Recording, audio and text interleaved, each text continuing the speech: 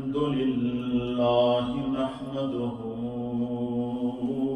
ونستعينه ونستغفره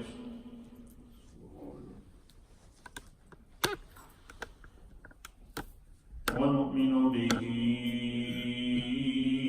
ونتوكل عليه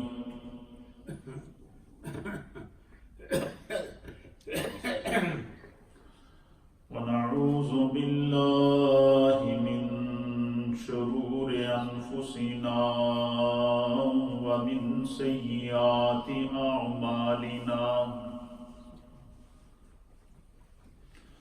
من يهده الله فلا مضل له ومن يضلله فلا هادي له ونشهد أن لا إله إلا الله ونشهد أن سيدنا وسندنا ونبينا ومولانا محمدا عبده ورسوله أما بعد فأعوذ بالله من الشيطان الرجيم بسم الله الرحمن الرحيم خذ من أموالهم صدقة تطهرهم وتزكيهم بها وصل عليهم وقال في مقام آخر وسيجنبها الأتقى الذي يؤتي ماله يتزكى وعن الحسن بن علي رضي الله تعالى عنه قال قال رسول الله صلى الله تعالى عليه وآله وسلم حسنوا أموالكم بالزكاة وداووا مرضاكم بالصدقة واستقبلوا أمواج البلاء بالدعاء وتضرعه أو كما قال عليه الصلاة والسلام إن الله وملائكته يصلون على النبي يا أيها الذين آمنوا صلوا عليه وسلموا تسليما اللهم صل وسلم على سيد الأنبياء والمرسلين وعلى آله الطيبين وأصحابه الطاهرين أجمعين الصلاة والسلام عليك يا سيدي يا رسول الله وعلى آلك وأصحابك يا سيدي يا حبيب الله الصلاة والسلام عليك يا سيدي يا رسول الله وعلى آلك وأصحابك يا سيدي يا رحمة للعالمين حمد و صلاة کے بعد حضرات محترم رمضان المبارک کا عشرہ مغفرت ہمارے درمیان اپنی تمام تر برکتوں کے ساتھ عظمتوں کے ساتھ انعامات اکرامات اور عطاؤں کے ساتھ جلوہ فگن ہے اللہ کی رحمت اس کا کرم اس کا فضل اور اس کی طرف سے بے شمار گناہگاروں کی مغفرت کا اعلان اور عشرہ جاری ہے۔ سب سے پہلے تو اللہ کی بارگاہ میں دعا ہے کہ اللہ تعالیٰ اس عشرہ مغفرت کی برکت سے مجھ سمیت ہم سب کو اور دنیا بھر میں جو اس پروگرام کو دیکھ رہے ہیں تمام اہل ایمان کی اللہ تعالیٰ مغفرت فرمائے. ہم سب کے اللہ تعالیٰ صغیرہ کبیرہ دانستہ اور نادانستہ اماتن اور خطاً گناہوں کو معاف فرمائے. یہ مغفرت کا عشرہ ہے. کثرت سے استغفار کو اپنا معمول بنانا چاہیے. ہر لمحہ ہماری زبانیں استغفر اللہ ربی من کل ذنب واتوب الیہ کے وظیفہ اور اللہ کی بارگاہ میں سچی توبہ سے جو ہے وہ تر رہنی چاہیے. اللہ تعالیٰ اس کی برکات ہمیں نصیب فرمائے. رمضان المبارک کے اس بابرکت مہینے میں بالخصوص جمعوں کے اجتماعات کے اندر میں نے زکوٰۃ کے عنوان سے ٹاپک شروع کیا ہے. تو اس سے پہلے میں نے آپ کی خدمت میں قرآن کریم کی آیات پیش کی تھی کہ جس میں اللہ رب العالمین زکوٰۃ ادا کرنے کا حکم ارشاد فرما رہا ہے اور جن مالوں سے اہل ایمان زکوٰۃ نکالتے ہیں، کیونکہ جو زکوٰۃ ہوتی ہے یہ صدقہ ہوتا ہے، چاہے وہ صدقہ نافلہ ہو یا صدقہ واجبہ ہو، فرائض کی صورت میں، زکوٰۃ کی صورت میں، یا صدقہ فطر کی صورت میں، یا دیگر جو اقسام صدقہ ہیں ان کی صورت میں. یہ جتنے بھی یہ مال کی زکوٰۃ اور صدقات ہوتے ہیں، اس میں اللہ تعالیٰ نے امیروں کی دولت سے غریبوں کا حق رکھا ہے. اور یہ حق میں نے یا آپ نے یا کسی حکمران نے یا کسی دوسرے تیسرے نے مقرر نہیں کیا. یہ حق اللہ اور اس کے رسول نے مقرر کیا ہے. اور نبی پاک صلی اللہ علیہ وسلم کی حدیث کے مطابق حضور علیہ السلام نے فرمایا کہ جو لوگ اپنے اموال سے، خدا کے دیے ہوئے مال سے صدقات نکالتے ہیں، زکوٰۃ ادا کرتے ہیں، اللہ کے راستے میں خرچ کرتے ہیں، خداوند قدوس نہ صرف ان کے مال کی حفاظت کرتا ہے بلکہ اس مال میں اتنی برکت پیدا کر دیتا ہے کہ آدمی کو جو ہے وہ پتہ ہی نہیں ہوتا کہ اس کا یہ برکت کا خزانہ، رحمت کا خزانہ اور اللہ کی عطائیں کہاں سے آ رہی ہیں.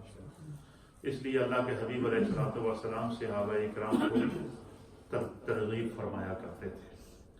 چونکہ میں نے قرآن آیات کا حوالہ دیا تھا تو میں آج چاہوں گا کہ اس کے اوپر چند احادیث باحوالہ آپ کی خدمت میں پیش کی جائیں تاکہ قرآن و حدیث سے جو زکوٰۃ کے احکام، صدقات کے احکام، اللہ کے راہ میں مال خرچ کرنے کے جو اجر اور فضیلت اور حکم ہے اس کو ہم اچھی طرح سمجھ لیں.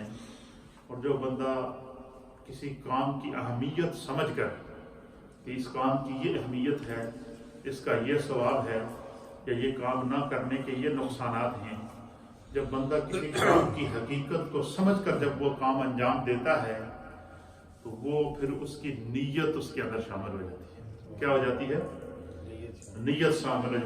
بندے کو یہ ہے کہ میں اپنے مال سے زکوٰۃ دے رہا ہوں اس لیے کہ اللہ نے فرمایا کہ مال سے زکوٰۃ ادا کرو، یا بندہ کی یہ نیت ہو کہ میں اپنے مال سے زکوٰۃ ادا کر رہا ہوں اس لیے کہ اللہ کے رسول نے فرمایا کہ یہ غربا کا، ضرورت مندوں کا، مساکین کا حق ہے تو میں اس میں سے جو ہے وہ زکوٰۃ ادا کروں، اور نہ ادا کرنے کی وعیدات میرے سامنے ہیں.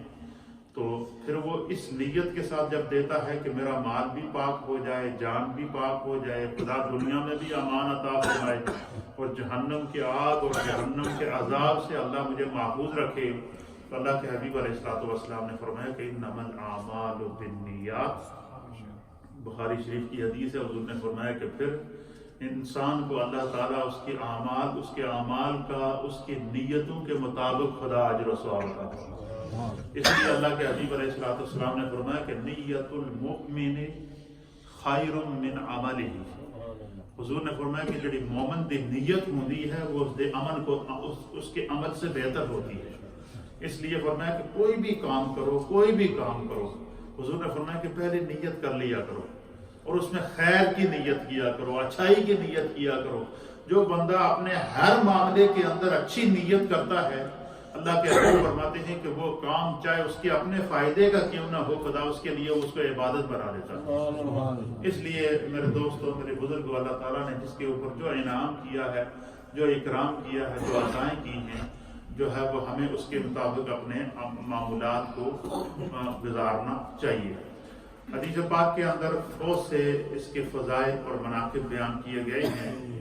اللہ کے پیارے حبیب لبیب نبی رحمت جناب سید العالمین محمد الرسول اللہ صلی اللہ تعالیٰ علیہ وآلہ وسلم کی حدیث ہے، اور اس حدیث کو امام ابو داؤد نے سنن ابو داؤد کے اندر نقل فرمایا ہے، امام طبرانی نے نقل فرمایا ہے. اسی طریقے سے دیگر محدثین نے اس حدیث کو نقل فرمایا ہے، اور اس حدیث کے راوی ہیں جگر گوشہ بطول، نواسہ رسول، امام عالی مقام حضرت امام حسن مجتبی رضی اللہ تعالیٰ.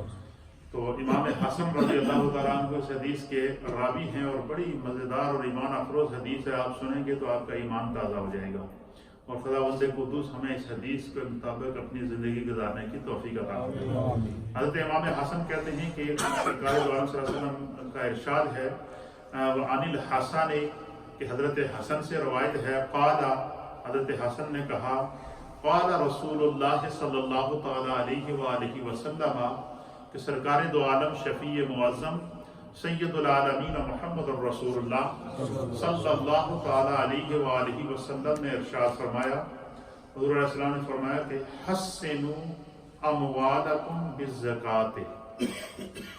حضور نے فرمایا کہ اپنے مال کی حفاظت زکوٰۃ کے ذریعے کرو. ہمارے یہاں دنیا میں یہ رواج ہے کہ جن کے پاس مال زیادہ ہے وہ کیا کرتا ہے، گارڈ رکھتا ہے، وہ چوکیدار رکھتا ہے کہ میرا مال بچ جائے. گھروں باہر جائے تو الارم لگا کے جانتا ہے کہ کوئی اندر گھس گیا تو تاکہ الارم بجے پتہ چلے. اچھا، اگر گھر میں مال رکھا ہے یا کسی جگہ مال رکھا ہے تو گھر میں بھی سکون نہیں ہے، کہیں گیا وہاں پر بھی سکون نہیں ہے. لیکن اللہ کے حبیب علیہ الصلوۃ والسلام نے سکون کی کچھ کیفیات بتائی ہیں، اللہ نے کچھ سکون کی کیفیات بتائی ہیں. ہمارے یہاں دنیا میں کوئی پریشان ہوتا ہے، بے سکون ہوتا ہے، وہ طرح طرح کا سکون تلاش کرنے کے لیے ہر حربہ استعمال کرتا ہے. لیکن ایک سکون قلبی اللہ نے بھی ہمیں عطا فرمایا ہے کہ اگر تم چاہو کہ تمہیں اللہ تعالیٰ ہر چیز سے بے فکر کر دے، سکون زندگی گزارو، تو کیا کرو؟ فرمایا الا بذکر اللہ تطمئن القلوب. فرمایا اپنی زبان کو بجائے اس کے کہ گالم گلوچ کے اندر یا گناہ کے اندر یا معصیت کے اندر گزارو، اپنی زبان کو اللہ کے ذکر سے تر رکھو. فرمایا جس زبان پر خدا کا ذکر جاری ہو جاتا ہے اس دل کو خدا سکون عطا فرماتا ہے، اس دل کو اللہ اطمینان عطا فرماتا ہے، اس دل کو اللہ تعالیٰ سکون قلبی عطا فرماتا ہے. پھر اسی طریقے سے سب سے بڑی انسان کو پریشانی یا تو مال کی ہوتی ہے، یا انسان کو پریشانی جان کی ہوتی ہے. انسان کو طرح طرح کے خطرات کا سامنا ہوتا ہے. تو اللہ کے حبیب علیہ السلام نے جان اور مال دونوں سے پروٹیکشن کا ایک خوبصورت وظیفہ عطا فرمایا، خوبصورت عمل عطا فرمایا ہے. اور وہ عمل کیا ہے؟ حضور علیہ السلام نے فرمایا کہ حسنوا اموالکم. حضور نے فرمایا اگر تسی چاہتے ہو کہ تھوڑے مال دی حفاظت ہوئے، کیا ہوئے؟ آپ کی دولت کی حفاظت ہو، آپ کی ثروت کی حفاظت ہو، آپ کے مال کی حفاظت ہو، آپ دنیا میں بے فکر ہو کے دنیا کے اندر رہیں، تو حضور نے فرمایا کہ سب سے پہلی مال کی حفاظت کیا ہے؟ جو خدا کی طرف سے اس کو حصار نصیب ہوگا، اللہ کے فرشتے اس کے مال کی حفاظت کریں گے، وہ کیا؟ حسنوا اموالکم بالزکاۃ. اور میں اپنے مال کا حساب کر کے اس میں سے زکوٰۃ نکال دیا کرو. تمہارا کام مال سے زکوٰۃ نکالنا ہے، تمہارے مال کے اندر برکت پیدا کرنا اور اس کی حفاظت پیدا کرنا، یہ تمہارے رب کا کام ہے. تو پتہ چلا کہ اگر کوئی انسان یہ چاہے کہ اس کا مال محفوظ رہے، اس کا مال چوری کے خطرے سے محفوظ رہے، ڈکیتی کے خطرے سے محفوظ رہے، طوفانوں کے خطرے سے محفوظ رہے، بلاؤں اور ابتلاؤں کے خطرے سے محفوظ رہے، ہر طرح کی جھڑک سے محفوظ رہے، ہر طرح کے نقصان سے محفوظ رہے۔ اللہ کے حبیب علیہ الصلوۃ والسلام نے فرمایا کہ سب سے پہلی جو پروٹیکشن اللہ کی طرف سے اس کو ملے گی، وہ اپنے مال سے زکوٰۃ نکالے، اس کا مال اپنے مال سے صدقات نکالے، اپنے مال سے غربا ضرورت مندوں کی ضرورتوں کو پورا کرے، اور یہ مال کا شکر ہے۔ اور فرمایا جو مال کا شکر ادا کرتا ہے، اللہ اس کے مال کی حفاظت فرماتا ہے۔ فرمایا ہر طرح کی مصیبت سے اللہ تعالیٰ تمہارے مال کو، اب اس مال سے مراد صرف پیسہ نہیں ہے، اس مال سے مراد دولت بھی ہے، اس مال سے مراد انسان کی زمینداری بھی ہے، اس مال سے مراد جو بھی اللہ نے اس کو مال کسی بھی صورت میں دیا ہے، ان تمام اموال کا جو اس میں سے حق نکالے۔ اسی لیے آپ نے دیکھا ہوگا کہ زکوٰۃ کے احکام میں سے دیکھیں، سونے کی زکوٰۃ الگ رکھی گئی ہے، چاندی کی زکوٰۃ الگ رکھی گئی ہے، اسی طریقے سے جس کے پاس جانور ہیں، اونٹ ہیں، ان کی زکوٰۃ الگ ہے، جس کے پاس گائے ہیں اس کی زکوٰۃ الگ رکھی گئی ہے، جس کے پاس بکریاں ہیں اس کی زکوٰۃ الگ رکھی گئی ہے، جس کے پاس زمین ہے اس کا عشر الگ رکھا گیا ہے۔ گویا کہ جس بھی صورت میں خدا نے انسان کو مال عطا فرمایا ہے، اس کا حق اللہ نے اور اللہ کے حبیب نے مقرر فرمایا ہے۔ جب انسان ان حدود اور قیود کے اندر رہے گا تو خداوند قدوس اس کے مال کے اندر، اس کی جان کے اندر ہر چیز کی حفاظت بھی عطا فرمائے گا اور برکت بھی عطا فرمائے گا۔ صرف اس کو لیے تو سمجھنے کی ضرورت ہے۔ اس کو اگر بندہ سمجھ جائے تو زندگی کی سمجھ آ جاتی ہے۔ دنیا سے لالچ انسان کے فکر سے، تصور سے، تخیل سے ختم ہو جاتی ہے۔ صرف یہی نہیں، اللہ کے حبیب علیہ الصلوۃ والسلام نے ہر چیز کی حفاظت کا وظیفہ بتایا، ایسے رحمت للعالمین آقا ہے۔ حضور نے پہلی بات کیا فرمائی؟ اس حدیث کے اندر امام حسن کہتے ہیں، حضور نے فرمایا حسنوا اموالکم بالزکوٰۃ، اپنے مالوں کی حفاظت زکوٰۃ کے ذریعے کرو۔ یعنی جو اللہ نے تمہارے اندر، جو اللہ نے تمہارے مال سے جو حصہ فرض کیا ہے زکوٰۃ کی صورت میں، صدقات کی صورت میں، عطیات کی صورت میں، جو تمہارے ذمہ ہے ان کی، اس کا حق ادا کرو گے، خدا جو ہے وہ کیا کرے گا؟ تمہارے مال کی، تمہاری جان کی حفاظت کرے گا۔ پھر سرکار دو عالم صلی اللہ علیہ وسلم نے فرمایا کہ داعوا مرضاکم بالصدقۃ، اللہ سبحان اللہ۔ پہلے اگر مال سے زکوٰۃ ادا کی تو کیا ہوگا؟ اللہ تعالیٰ تمہارے مال کی کیا کرے گا؟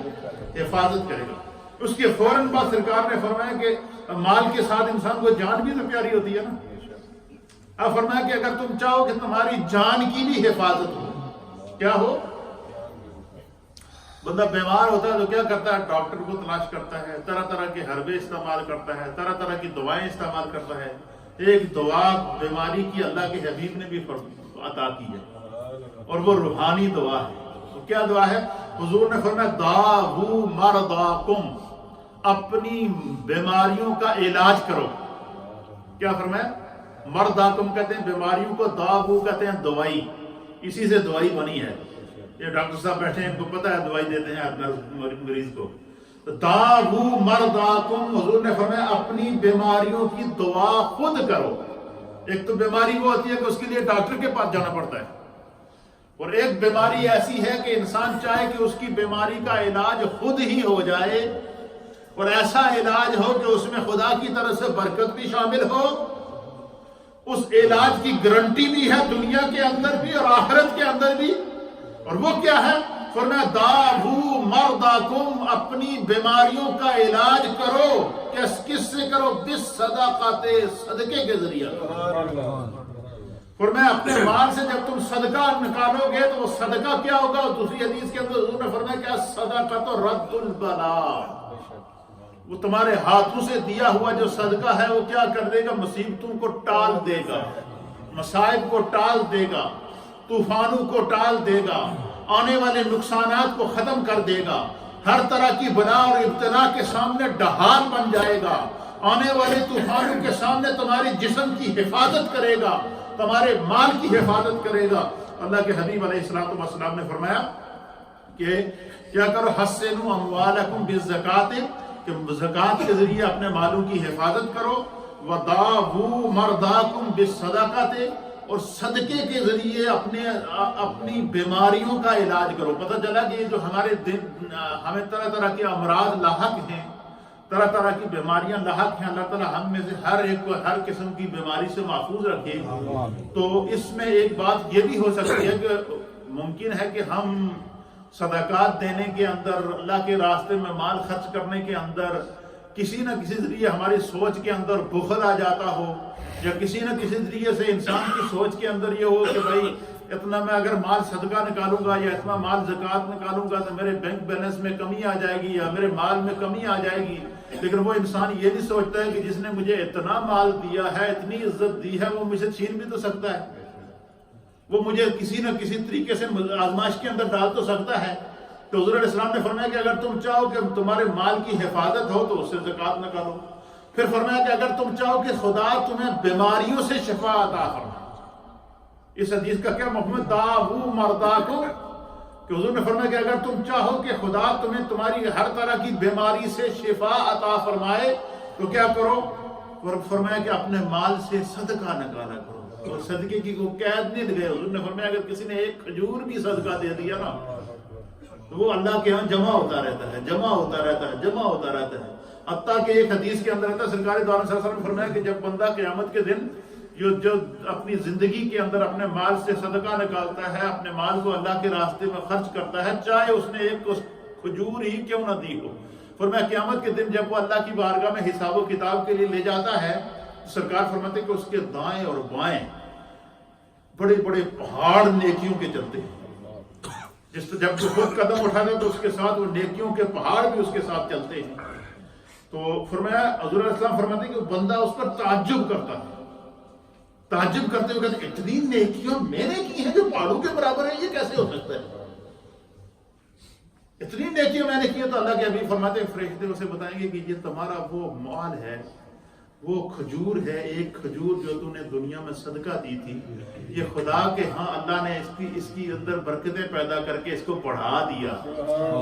اللہ اچھا دنیا میں کیا ہوتا ہے کہ ہمارا جب بینک بیلنس لگتا ہے تو بندہ سمجھتا ہے کہ اس کے اندر اضافہ ہو رہا ہے، اصل جو بندے کی نیکیوں کا جو بینک بیلنس ہے وہ اصل بینک بیلنس ہے کہ بندہ جو اپنے ہاتھ سے نیکی کرتا ہے، صدقہ کرتا ہے، زکوٰۃ دیتا ہے، نماز ادا کرتا ہے، فرائض ادا کرتا ہے، حقوق ادا کرتا ہے، ایک ایک نیکی کے اوپر اس کا جو اس کی اکاؤنٹنگ ہوتی ہے، پھر وہ ان میں سے بعض نیکیاں وہ ہوتی ہیں جو صدقہ جاریہ ہوتی ہیں۔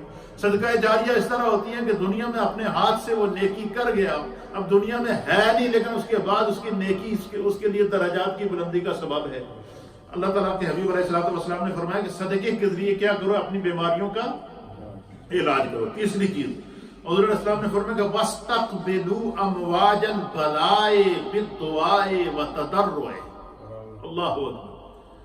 حضور علیہ السلام نے فرمایا دیکھیں آج کل سائنس کا دور ہے، جب بھی کوئی سمندری طوفان آنے والا ہو جس کو سونامی کہتے ہیں، سمندری طوفان جب آتا ہے تو محکمہ موسمیات والے اور آبزرویٹری والے، پھر اسی طریقے سے ماہرین فلکیات اور بالخصوص جو محکمہ موسمیات کے جو آلات ہیں وہ قبل از وقت باخبر کر دیتے ہیں کہ فلاں وقت فلاں ایریے کے اندر سمندری طوفان آنے والا ہے، اس طوفان کی سپیڈ یہ ہوگی اور وہ اتنی رفتار سے آئے گا اور وہ اتنی بستیوں کو اجاڑ دے گا، اور جہاں زیادہ خدشہ ہوتا ہے وہاں پھر حکام بالا اس ایریے میں لوگوں کو باخبر کر کے کیا کہتے ہیں کہ علاقہ خالی کرو، کہتے ہیں یا نہیں کہتے ہیں؟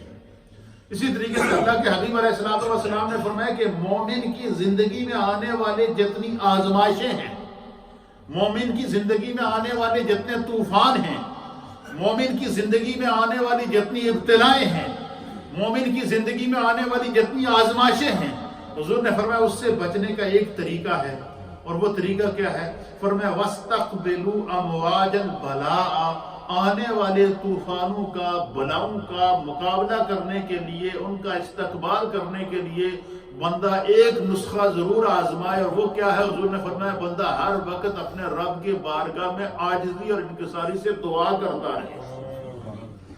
کیا فرمایا کہ ہمیشہ دعا کرو اللہ سے، اور کیا دعا کرو؟ قرآن ہمیں اس طرح کی دعا کا طریقہ سکھاتا ہے کہ بندہ دعا کیا کرے؟ بندہ دعا کرے کہ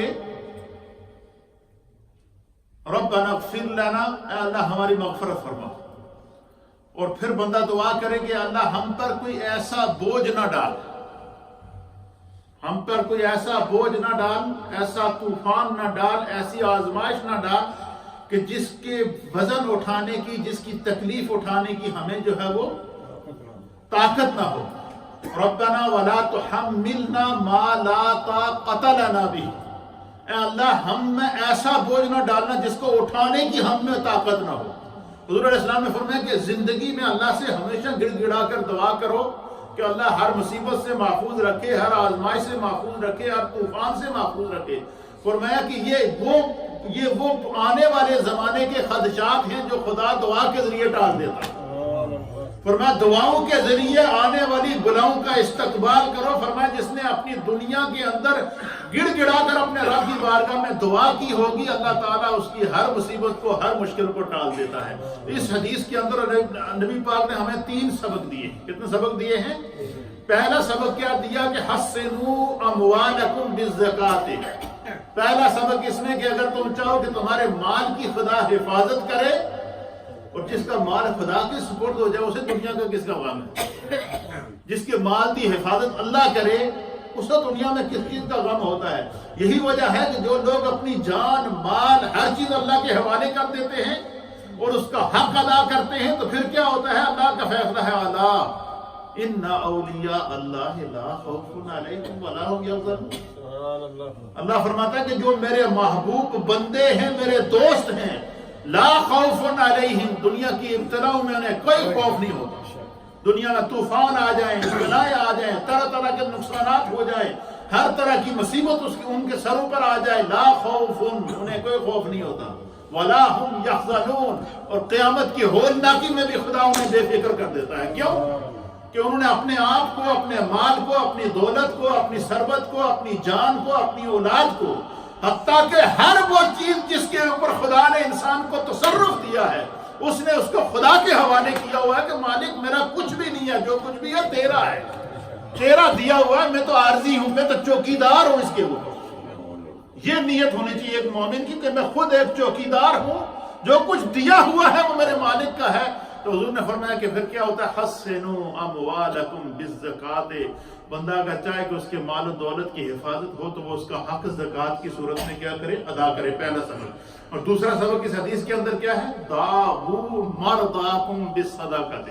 حضور نے فرمایا کہ اگر تسی چاہو کہ تواڈے جسم وچ ہر طرح دی بیماری خدا ختم کرے تو اپنے مال وچ صدقہ کٹ دے رہا، صدقہ کٹ دے رہا کرو۔ کوئی ضروری نہیں کہ صدقہ بندہ کہے کہ میں جو آئے بندہ یہ کہے چلے ایک پاؤنڈ ہی دینا ہے، ایک پینس ہی دینا ہے نا، ایک کھجور ہی دینی ہے نا، چلو اس نیت کر لیں کہ صدقہ دے دو، خدا اس کے بدلے میری مصیبت ٹال دے، میری بیماری ٹال دے۔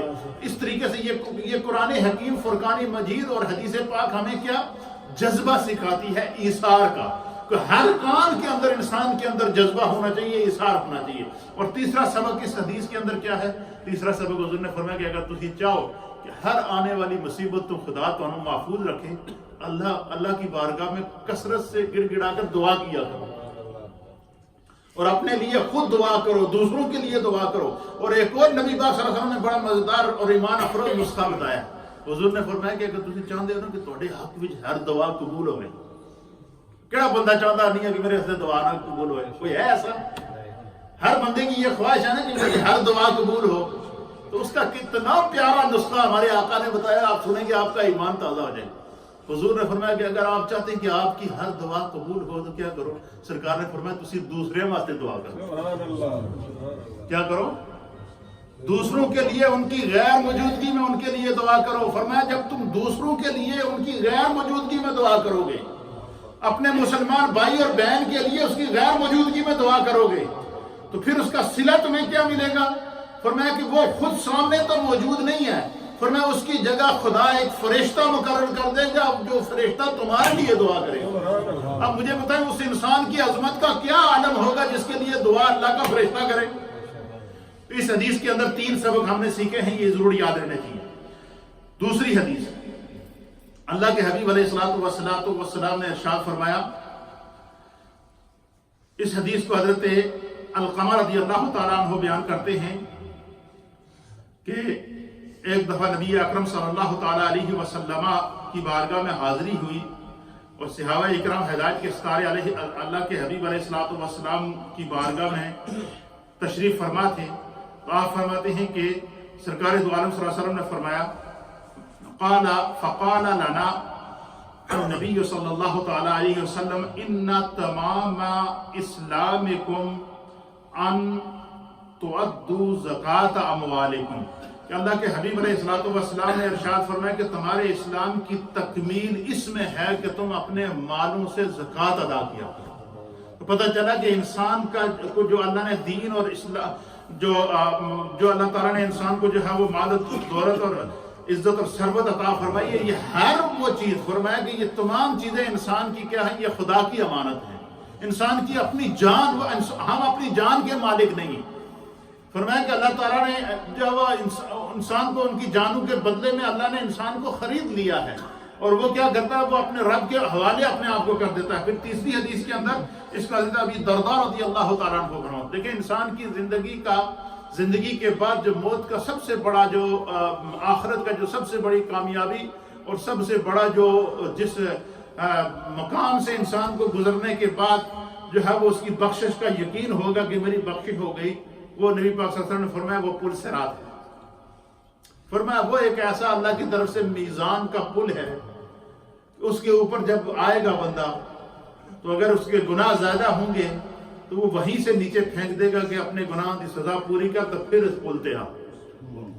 और अगर उसने अपनी जिंदगी में हर चीज का हक अदा किया होगा तो अल्लाह के हबीब अलैहिस्सलातु वस्सलाम फरमाते हैं कि फिर क्या होता है कि उस पुल सिरात से वो इस तरह गुजरता है जिस तरह शाहराए आम से बंदा गुजर जाए।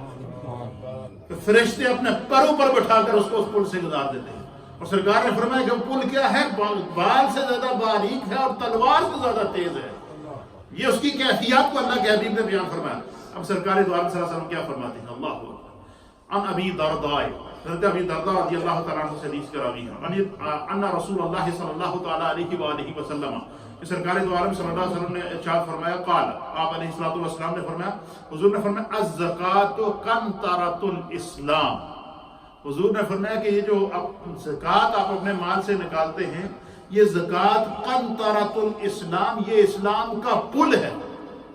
क्या सरकार ने फरमाया ज़कात क्या है, इस्लाम का पुल है। फरमाया जो बंदा ये चाहे कि इस पुल से गुजर गए और उसे अल्लाह ताला जहाँ वो जन्नत भी अता करे, कुर्बे मुस्तफ़ा भी अता करे, जहन्नुम की होलनाकियों से भी महफूज रहे, फरमाया कि वो अपने माल से ज़कात निकाले, अपनी जान से ज़कात निकाले, अपने आमाल से ज़कात निकाले, अपने सांसों से ज़कात ये नहीं कि बंदा सिर्फ पैसे से निकाले, नहीं, हमारी जिस्म की भी ज़कात है। जिस्म की ज़कात यह है कि अल्लाह ने हम पे रोज़ा फर्ज किया है, और रोज़ा क्या है, बाद लोगों के रोजे का तो ये मफहूम है कि सुबह से शाम तक कुछ ना खाओ। हुज़ूर ने फरमाया कि जो बंदा रोजा सुबह से शाम तक कुछ ना खाए और रोजे के अहकाम पूरे ना करे और रोजे के जो शराइत हैं और वो जो रोजे के जो रूह है उसको पूरा ना करे, तो उसको स्वयं भूखा और प्यासा रहने के इसका कोई अजर नहीं है। और फरमाया जब बंदा रोजा रखे तो फिर क्या रोजा, हुज़ूर ने फरमाया तुम्हारी आंख का भी रोजा होना चाहिए, तुम्हारी जुबान का भी रोजा होना चाहिए, तुम्हारे हाथ का भी रोजा होना चाहिए, तुम्हारे कदम का भी रोजा होना चाहिए, तुम्हारे तसव्वुर का भी रोजा होना चाहिए, तुम्हारे तखय्युल का भी रोजा होना चाहिए। फरमाया कि जब बंदा इस अंदाज से अपने रब के यहाँ साइम बनता है, रोजादार बनता है, तो फिर क्या होता है, फरमाया सोमो, फिर रोजा अल्लाह फरमाता है मेरे लिए है, वह आना अजज़ी बिही, फिर मैं रब होकर उसकी जज़ा दूंगा। तो इसलिए अल्लाह के हबीब अलैहिस्सलातु वस्सलाम ने फरमाया कि अपनी जो है वो इसी तरीके से एक अल्लाह के बहुत अजीम वली कामिल हजरत शफीक बलखी रहमतुल्लाह अलैह, आपने नाम सुना होगा। अब ये सूफिया इकराम जो औलिया अल्लाह होते हैं, ये मुशाहिदाती दुनिया के शाहसवार होते हैं।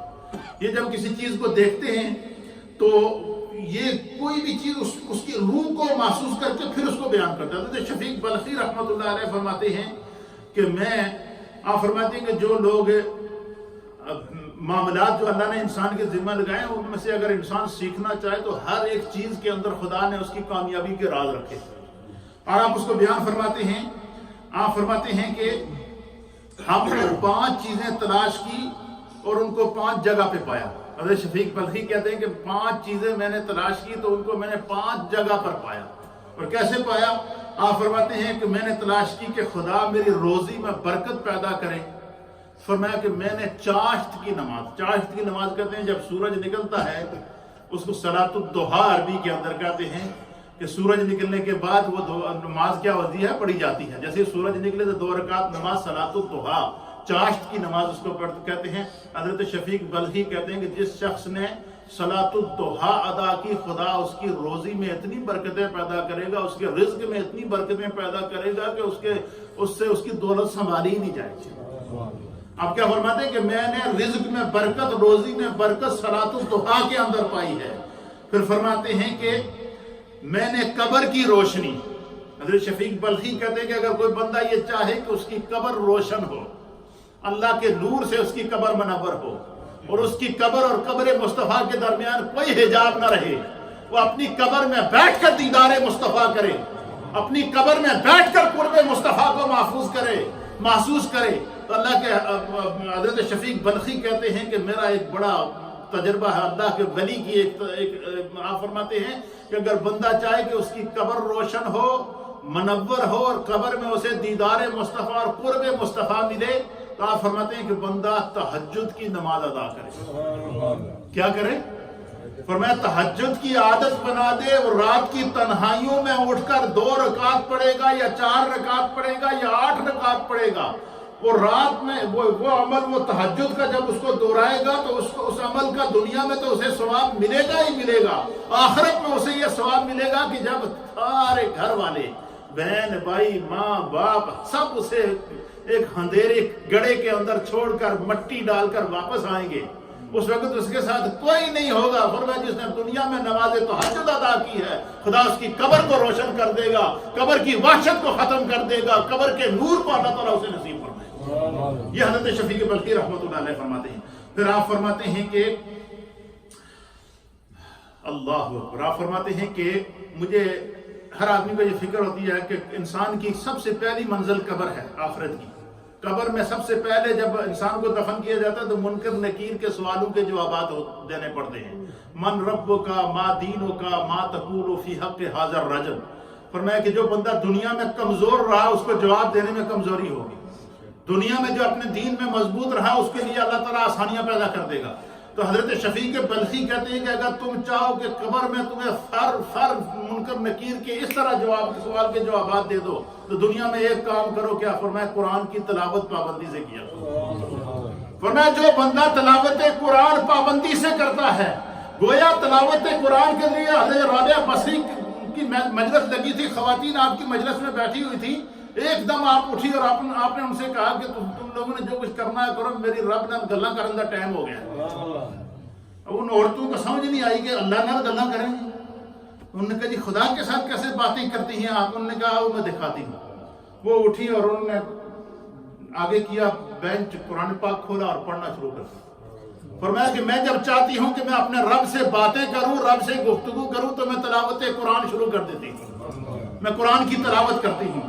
تو اسی لیے فرماتے ہیں کہ تلاوت قرآن جو بندہ زندگی میں کرتا ہے اس کو منکر نکیر کے سوالوں میں خدا آسانی پیدا کر دیتا ہے۔ پھر فرماتے ہیں آخری بات کہ پل صراط سے گزرنا، یہ اس کی فکر ہر ایک کو رہتی ہے۔ آپ فرماتے ہیں کہ اگر بندہ یہ چاہے کہ پل صراط سے پلک جھپکنے کے اندر گزر جائے تو وہ کیا کرے؟ فرمایا کہ وہ صدقہ ادا کیا کرے اپنے مال سے۔ فرمایا جو بندہ اپنے مال سے صدقہ ادا کرتا ہے، خدا پل صراط کی جو مشکل سے اس کو گزار دیتا ہے، اور عرش کے سائے کے اندر اللہ تعالیٰ اسے جو ہے وہ مقام اور مرتبہ عطا فرماتا ہے۔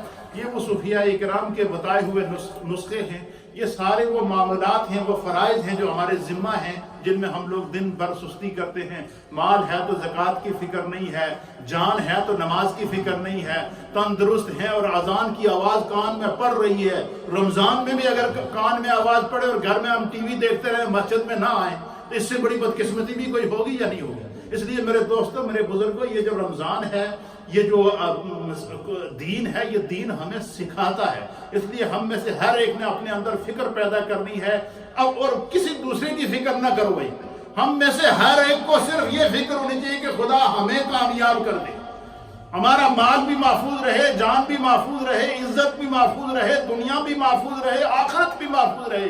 تو فرمایا بندہ صرف اپنے آپ کو دین کا پابند کر دے۔